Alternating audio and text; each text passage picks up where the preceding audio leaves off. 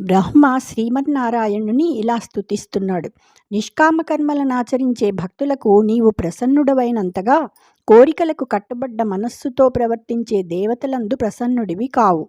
అచ్యుతా, నీవు సమస్త ప్రాణుల హృదయాల్లో ఒకే రూపంతో నివసిస్తుంటావు. మంచి మనస్సుతో మిత్రగుణాలతోనే నీ ధర్మక్రియలు వ్యక్తమవుతుంటాయి. పరాపరాలకు రెండింటికి ఈశ్వరుడివై విలసిల్లుతుంటావు. దుష్టులకు దుర్లభమైన శాశ్వతమైన సర్వభూత దయతో దర్శనమిస్తుంటావు.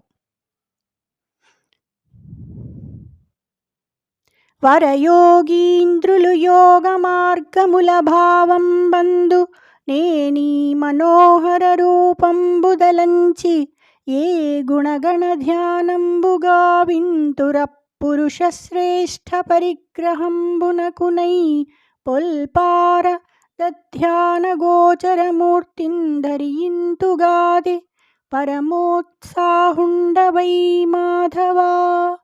మాధవ, మహాయోగి శ్రేష్ఠులు యోగ మార్గాలను అనుసరించి మనస్సులోని మనోహర రూపాన్ని స్మరించి నీలో ఉండే ఏ ఏ గుణాలతో ధ్యానం చేస్తారో ఆ ఉత్తమ మానవులు మనస్సులో స్థిరంగా నిలుపుకోటానికని వారు ధ్యానించే ఆకారాన్నే మహోత్సాహంతో ధరిస్తావు గదా. జయ శ్రీకృష్ణ.